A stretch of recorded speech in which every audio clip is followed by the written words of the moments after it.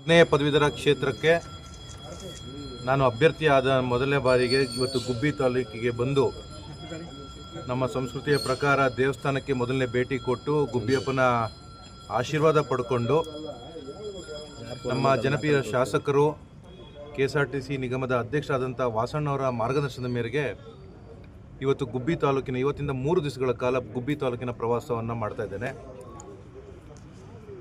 ನನ್ನ ಜೊತೆಗೆ ನಮ್ಮ ಅಧ್ಯಕ್ಷರಾದಂಥ ವೆಂಕಟೇಶ್ ಅಣ್ಣವರು ಅವರ ನೇತೃತ್ವದಲ್ಲಿ ಪ್ರತಿಯೊಂದು ಶಾಲಾ ಕಾಲೇಜಿಗೆ ಪ್ರಪ್ರಥಮ ಬಾರಿಗೆ ಭೇಟಿ ನೀಡಿ ಶಿಕ್ಷಕರಿಗೆ ಹಾಗೂ ಶಿಕ್ಷಕರೇತರ ಪದವೀಧರರನ್ನು ಭೇಟಿ ಮಾಡಿ ಅವ್ರ ಹತ್ರ ಮತಯಾಚನೆ ಮಾಡುವಂಥ ನಿಟ್ಟಿನಲ್ಲಿ ಇವತ್ತು ಗುಬ್ಬಿ ತಾಲೂಕಿಗೆ ಬಂದಿದ್ದೇನೆ. ಸಹಸ್ರಾರು ನಮ್ಮ ಪಕ್ಷದ ಕಾರ್ಯಕರ್ತರುಗಳು, ನಮ್ಮನ್ನು ಬೆಂಬಲಿಸ್ತಿರುವಂತಹ ಶಿಕ್ಷಕರು, ಅದೇ ರೀತಿ ನಮ್ಮ ಪದವೀಧರ ಮಿತ್ರರು ಯಾರ್ಯಾರಿದ್ದಾರೆ ಅವರೆಲ್ಲರೂ ಕೂಡ ಇವತ್ತಿನ ಬೆಳಗಿಂದ ನನ್ನ ಜೊತೆಗೆ ಸಾಥ್ ಕೊಟ್ಟಿದ್ದಾರೆ. ನಾನು ಯಾವತ್ತಿದ್ರೂ ಕೂಡ ಅವರಿಗೆ ಆಭಾರಿಯಾಗಿರ್ತೇನೆ.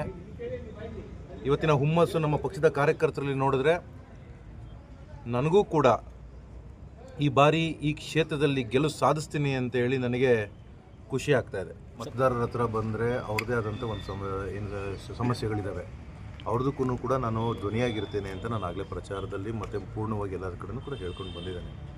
ಶಿಕ್ಷಕರ ಏನು ಪದವೀಧರ ಅನ್ಎಂಪ್ಲಾಯ್ಮೆಂಟ್ ಯೂತ್ಸ್ ಏನಿದ್ದಾರೆ ಅಂತ ತಾವೇನು ಕೇಳ್ತಾ ಇದ್ದೀರಿ, ಅವರು ಅನ್ಎಂಪ್ಲಾಯ್ಮೆಂಟ್ಸ್ ಇಲ್ಲದೇ ಇರೋದಕ್ಕೆ ಒಂದು ಮೊದಲನೇದಾಗಿ ಕೇಂದ್ರ ಸರ್ಕಾರ ಹಾಗೂ ರಾಜ್ಯ ಸರ್ಕಾರದ ಆಧಾರಿತವಾಗಿ ಸುಮಾರು ಸೆಲ್ಫ್ ಎಂಪ್ಲಾಯ್ಡ್ ಸ್ಕೀಮ್ಸ್ಗಳು ಭಾಳಷ್ಟಿದೆ.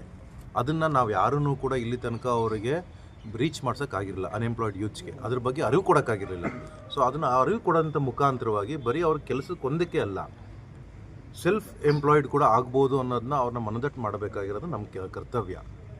ಸುಮ್ಮನೆ ಸ್ಕೀಮ್ಗಳು ಇರ್ತವೆ, ಸ್ಕೀಮ್ಗಳು ಇರೋದನ್ನ ನಾವು ಉಪಯೋಗ ಮಾಡ್ದಲೇ ಅವ್ರಿಗೆ ರೀಚ್ ಆಗಿಲ್ಲ, ಅವ್ರು ಹಂಗೆ ಇದ್ದಾರೆ ಅಂತಲೂ ತಪ್ಪಾಗ್ತದೆ. ಸೊ ಅದನ್ನು ಫಸ್ಟ್ ಮೊದಲು ರೀಚ್ ಮಾಡಿಸ್ಬೇಕು, ಅವರಿಗೆ ಅದ್ರ ಬಗ್ಗೆ ನಾಲೆಡ್ಜ್ ಕೊಡಬೇಕು. ಆ ನಾಲೆಡ್ಜ್ ಕೊಟ್ಟ ನಂತರ 100% ಅವರನ್ನು ಕೂಡ ಒಂದು ಸ್ವಾವಲಂಬಿಯಾಗಿ ಜೀವನ ಮಾಡೋಕ್ಕೆ ಸಾಕ್ಷಿ ಆಗ್ತದೆ. ಯಾಕೆ ಮತದಾನ ಮಾಡಬೇಕು ಇದಕ್ಕೆ ಅನ್ನೋದು ಎಲ್ಲರಿಗೂ ಕೂಡ ಎಲ್ಲರೂ ಬುದ್ಧಿವಂತರಿದ್ದಾರೆ. ಸೊ ಹಾಗಾಗಿ ಎಲ್ಲರೂ ಕೂಡ ಆಗಿದ್ದಾರೆ ಬೆಂಬಲಿತವಾಗಿ ನನ್ನ ಜೊತೆಗೆ. ಪ್ರತಿಯೊಬ್ಬರ ಪದವೀಧರರ ಧ್ವನಿಯಾಗಿ ಅವರ ಸಮಸ್ಯೆಗಳಿಗೆ ಪರಿಹಾರಕ್ಕೆ ನಾನು ನಾಂದಿ ಹಾಡ್ತೇನೆ, ಅವ್ರ ಜೊತೆಗೆ ನಾನು ಇರ್ತೇನೆ.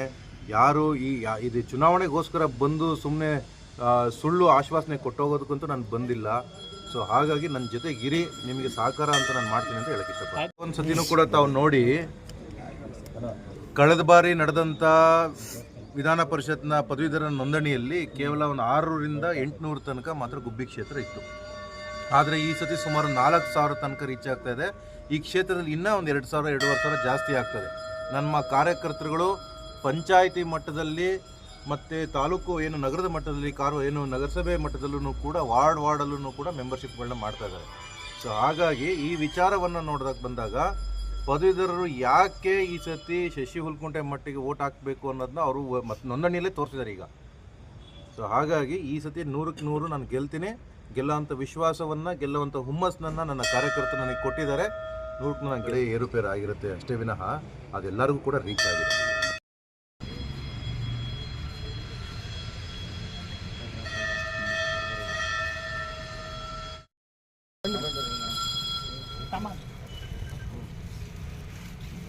ಹ್ಯಾಂಡಲ್ಸ್ ಇಲ್ಲ,